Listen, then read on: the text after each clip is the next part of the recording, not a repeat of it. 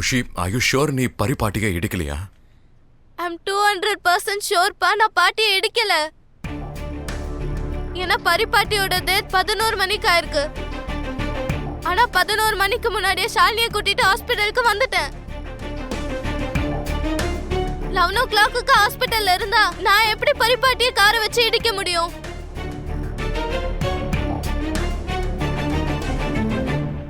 எனக்கு என்னமோ இதை யாரோ பிளான் பண்ணி பண்றாங்கன்னு நினைக்கிறேன். என்ன சொல்ற குஷி? நீ யாரு உன்னை போய் மாட்டி விட முயற்சி பண்ணுவாங்க? நீ ஒரு சின்ன பொண்ணு இல்ல. இவ்வளவு பெரிய பிரச்சனைல மாட்டி விடுற அளவுக்கு உனக்கு யாரு அந்த அளவுக்கு பெரிய எதிரிங்க இருக்காங்க? நீயே சொல்லு. ஒருத்தர் இருக்காரு. அவர் என்ன எதிரியா நினைச்சுதான் இதெல்லாம் பண்ணிட்டு இருக்காரு. யாரு? யுவன் அங்கிள்.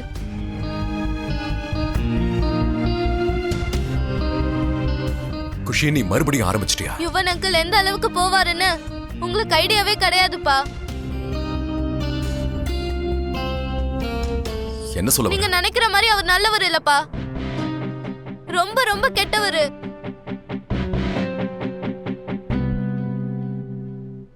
அவருதான் ஸ்கூல்ல மானச அடைச்சு வச்சிருந்தாரு.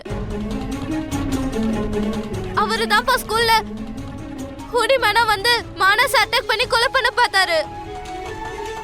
அண்ட் அன்னைக்கு ராத்திரி என்னையும் கொலை பண்ண முயற்சி பண்ணாரு. அதுக்கப்புறமா எதுலயும் அவர் மாட்டக்கூடாதுன்னு அவர் அந்த ஹூடிய வேற ஒரு ஆளுக்கு போட்டு அனுப்புனாரு. ஆனா நான் சொல்றத நீங்க யாருமே நம்பல. ஆனா குஷி, அவர் அப்பா இன்னைக்கும் எப்படி கார் ஓட்டணும்னு சொல்லி கொடுத்து அனுப்பி வச்சதே அவருதான். உங்க அப்பாவோட காரோட சாவியை எடு. இப்படி போடு, அதை ஸ்டார்ட் பண்ணு. ஏற இப்படி போடு, போயிட்டு ஏற. அவருதான் எனக்கு இப்படி ஒரு ஐடியாவே கொடுத்தாரு. அப்புறம் தான் ஷாலினியை ஹாஸ்பிட்டலுக்கு கூட்டிட்டு போனேன். என்ன? ஆமாப்பா, ஷாலினிக்கு உடம்பு முடியலன்னு சொன்னப்போ அவர்கிட்ட தான் முதல்ல ஹெல்ப் கேட்டேன். ஆனா அவர் எனக்கு ஹெல்ப் பண்ணல. அதுக்கு பதிலா அவரு நீயே உன் தங்கச்சி ஹாஸ்பிட்டலுக்கு டிரைவ் பண்ணிட்டு போன்னு சொன்னாரு.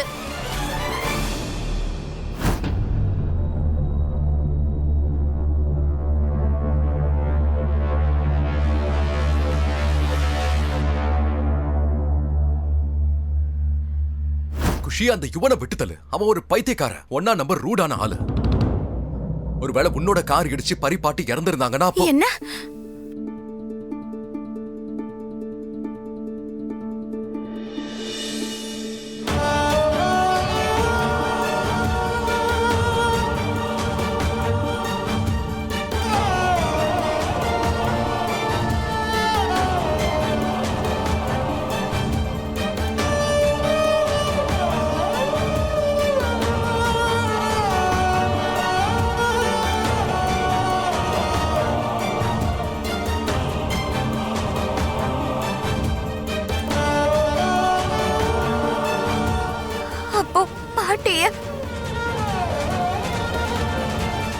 நீதான் உன்னோட கார்ல? கடவுளே கிருஷ்ணா,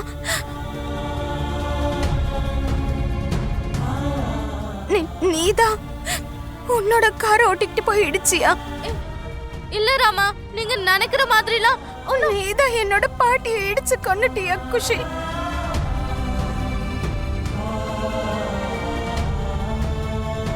நீ இடிச்சியா அவங்கள? என்னோட பாட்டிய?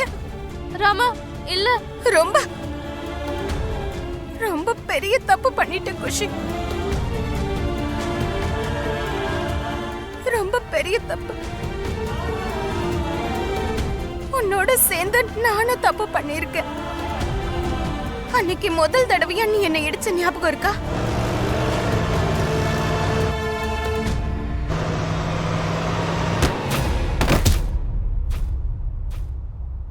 அன்னைக்கு நான் உனக்கு சப்போர்ட் பண்ணிருக்கவே கூடாது.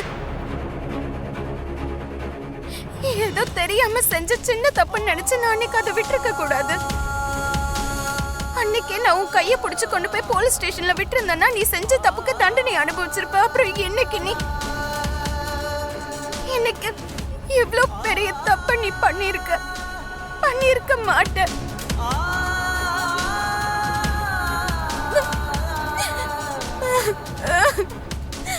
ஐயோ பாட்டி,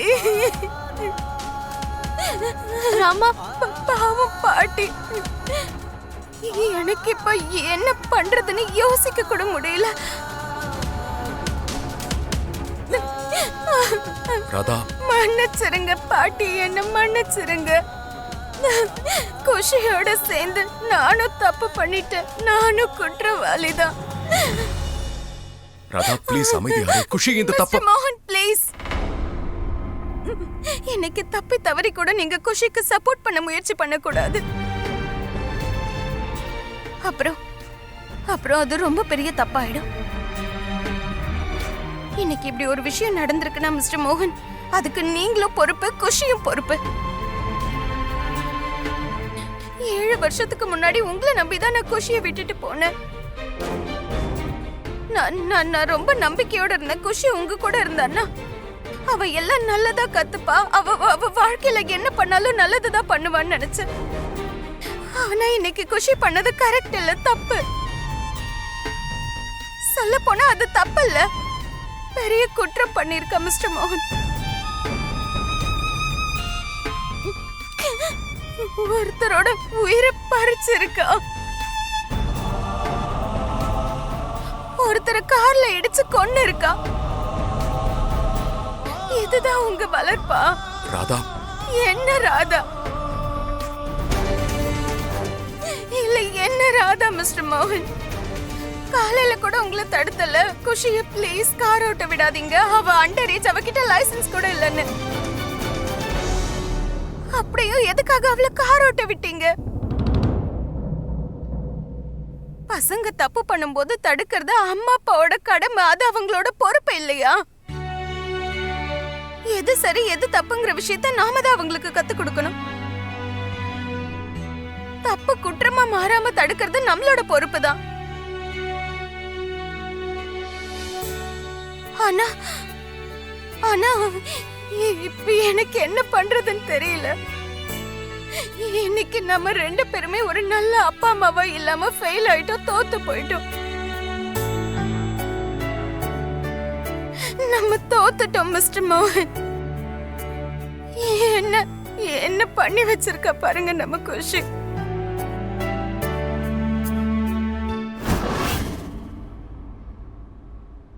ராதிகா எங்க போனா? நான் போகும்போது இங்கே தானே இருந்தேன். வாங்க இங்க பார்க்கலாம்.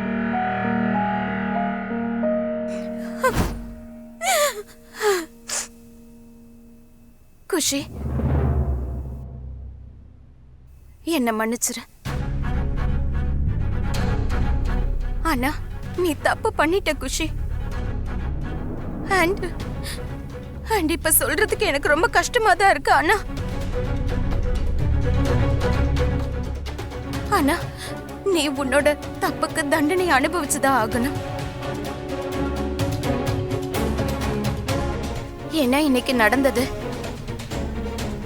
ரொம்ப பெரிய குற்றம். நான் இப்ப இந்த குற்றத்தை மறைக்க முயற்சி பண்ணேன்னா அது அதை விட பெரிய குற்றமா இருக்கும்.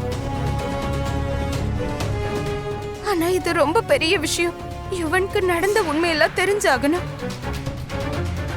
ராதா, இத பத்தி நீ யார்கிட்ட எதுவும் சொல்லாத ப்ளீஸ். நான் சொல்லிதான் ஆகணும் மிஸ்டர் மோகன். நான் எப்படி யுவன் கிட்ட சொல்லாம இருக்க முடியும்? அவங்க யுவனோட பாட்டி. யுவனோட பாட்டிக்கு என்ன நடந்ததுன்னு யுவனுக்கு தெரிஞ்சுதானே ஆகணும். யுவனோட பாட்டி இறந்ததுக்கு யாரு காரணம்னு அவருக்கு தெரிஞ்சுதானே ஆகணும். நான் யுவன் கிட்ட சொல்லிதான் ஆகணும்.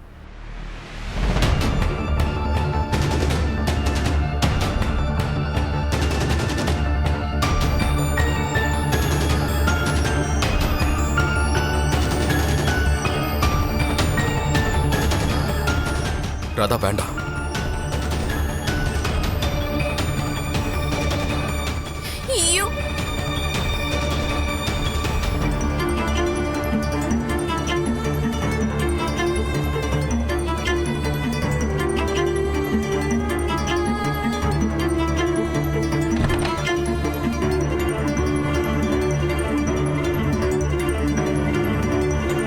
ராதிகா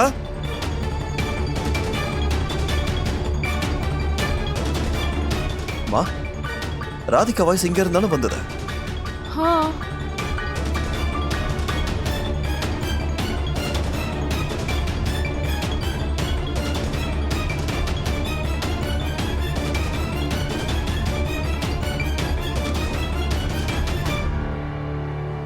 யுவன், அந்த பக்கம் பார்க்கலாம்.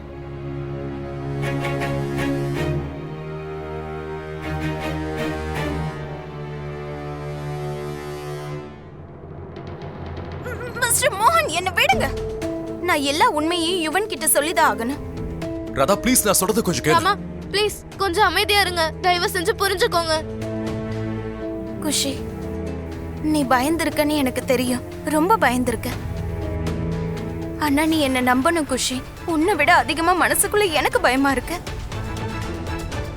யுவன் கிட்ட இந்த விஷயத்தெல்லாம் சொன்னதுக்கு அப்புறம் அவர் உன்னை என்ன பண்ணுவார்னு சத்தியமா எனக்கு தெரியாது.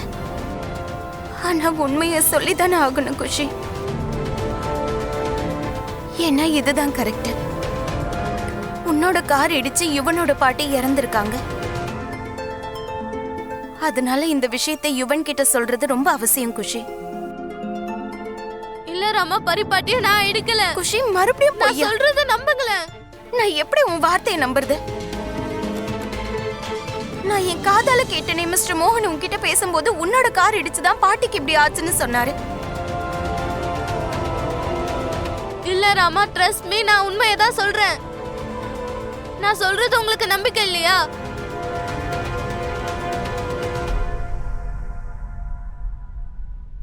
சரி, அப்ப நான் உங்ககிட்ட ப்ரூஃப் பண்றேன். ஒரு நிமிஷம்.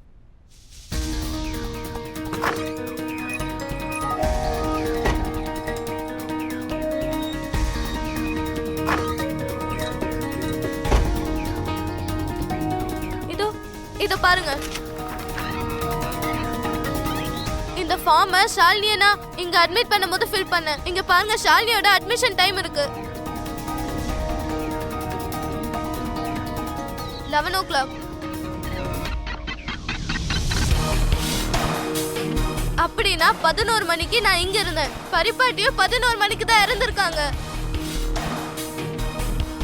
நீங்க நல்லா யோசிச்சு பாருங்களேன். இதே 11 மணிக்கு தான் ஃபார்மை ஃபில் அப் பண்ணேன். அப்புறம் எப்படி 11 மணிக்கு பரிபாட்டியை இடிச்சிருக்க முடியும்? அண்ட் டாக்டரும் சொன்னாரு ஆக்சிடென்ட் ஆன உடனே இறந்துட்டாங்கன்னு.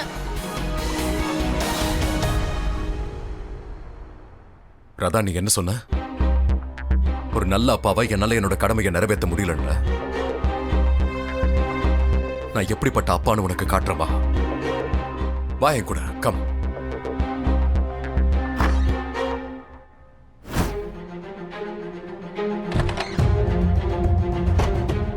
ஹாஸ்பிட்டல் ஃபுல்லா பார்த்தாச்சு, ராதிகாவை எங்கேயுமே காணுமே.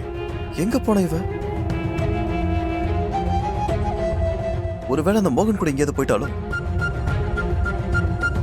ஃபோன் பண்ணி கேட்கலாம்.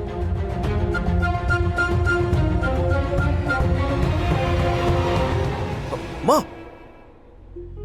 ராதிகாவை எங்கேயாவது பாத்தீங்களா? போதும் இவன். ராதிகா ராதிகான்னு புலம்புறத நிறுத்து. உன் தேவைக்காக அவங்கள அட்டாக் பண்ணி பயத்துல அவங்கள ஓட விட்ட. ஆனா ஐயோ அம்மா, நான் வந்து கடைசியில அவங்க இறந்து போயிட்டாங்க. நீ இதெல்லாம் யோசிச்சுதான் செய்றியா? ஒருவேளை ராதிகாவுக்கு இந்த உண்மையெல்லாம் தெரிஞ்சு போச்சுன்னா அவ அதை யார அதுக்கப்புறம் வைக்க என்ன சொல்லுவாங்க? பண்ணுவ? யார் அதை வைக்க சொல்லுவாங்க? யார் போய் சொல்லுவாங்க? இத பத்தி எனக்கு உங்களுக்கு மட்டும் தானே தெரியும். அப்ப ராதிகா கிட்ட போய் யார் சொல்லுவாங்க? என்னை பத்தி நானே சொல்ல மாட்டேன். என்னோட செல்ல அம்மா ஒரு வேலை சொல்லிட்டாங்கன்னா, அம்மா சீரியஸ்லி உங்களை இழக்க எனக்கு மனசு இல்லம்மா. எனக்குன்னு இந்த உலகத்துல இருக்கிறது என் அம்மா மட்டும்தானே. மத்தவங்க எல்லாரும் அம்மாவையும் நான் இழக்க விரும்பல.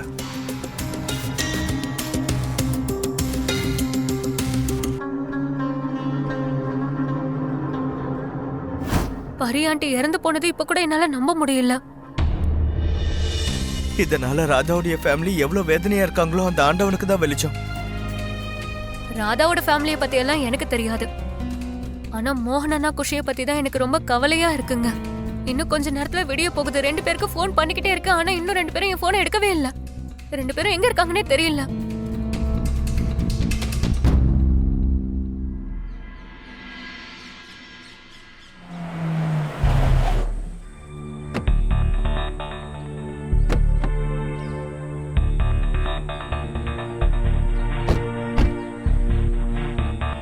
குஷி, நேத்து ராத்திரி ஆக்சிடென்ட் ஆனப்போ இந்த இடத்துல ரொம்ப பனிமூட்டமா இருந்ததுன்னு சொன்னல. ஆமாப்பா, ஒரே பனிமூட்டமா இருந்தது, ஒண்ணுமே தெரியல. ஆனா பனிமூட்டம் குளிர்காலத்துல வரும், வெயில் காலத்துல எப்படி வரும்? பனிமூட்டம் இல்லைன்னா அப்புறம்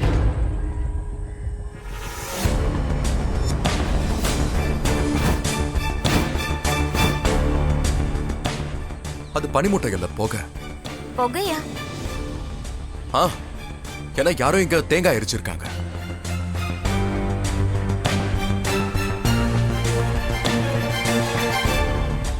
இது என்ன ரொம்ப விசித்திரமா இருக்கு? ராத்திரி நேரத்துல மரத்துக்கு பின்னாடி வெயில் காலத்துல யார் நெருப்பு மூட்டுவாங்க? யாரோ வேணும்னே இங்க புகையை உருவாக்கி இருக்காங்கன்னு நினைக்கிறேன். அவனுக்கு ரோடு தெரியாம பரிபாட்டிய தான் தான் இடிச்சிட்டோன்னு நினைச்சுக்கிறதுக்காக அப்படி பண்ணிருக்காங்க. போதும், கொஞ்சம் நிறுத்துங்க மிஸ்டர் மோகன்.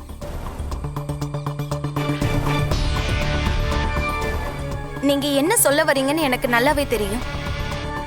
இத்தனை வருஷங்களா உங்க கூட வாழ்ந்து வாழ்ந்து எனக்கு நல்லா புரிஞ்சு போச்சு. நீங்க யாரையாவது நேசிச்சீங்கன்னா அவங்கள காப்பாத்துறதுக்காக என்ன வேணாலும் பண்ணுவீங்க. ராதா,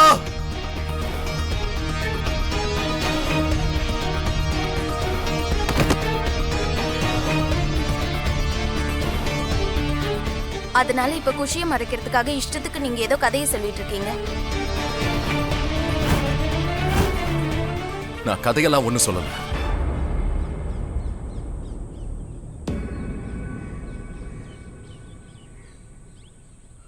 இதோ இது உண்மைதானே? புகையை உருவாக்க வெறும் தேங்காவை மட்டும் எரிக்கல, சாம்பிராணி கல்லையும் போட்டிருக்காங்க.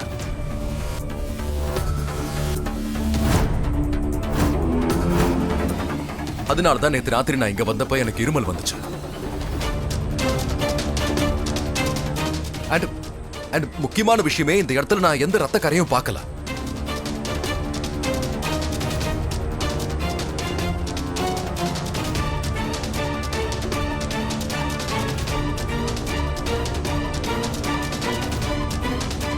ஏன்னா இங்க எந்த ஆக்சிடென்ட்டும் நடக்கவே இல்லை. குஷி பாட்டியை இடிச்சது அங்க முன்னாடி அந்த இடத்துல. அதனாலதான் பாருங்க, அங்க போலீஸோட பேரிகார்டு இருக்கு. ஒருவேளை இந்த புகை இல்லப்பா, நிஜமா ஆக்சிடென்ட் இங்க தான் நடந்துச்சு. அத பாருங்க, அந்த போஸ்டர்.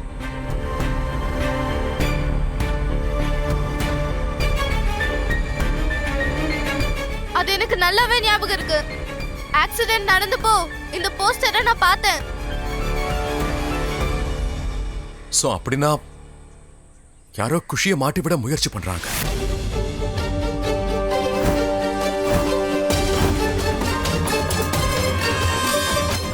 நீங்க என்ன சொல்றீங்க? அதாவது குஷி சொல்றது உண்மைதான், அவன் நிரபராதின்னு சொல்ல வர. யாரோ அவளை வேணும்னே மாட்டிவிட முயற்சி பண்றாங்க. குஷியை மாட்டிவிட யாரு முயற்சி பண்ணுவாங்க மிஸ்டர் மோகன்? யுவன் அங்கிள்.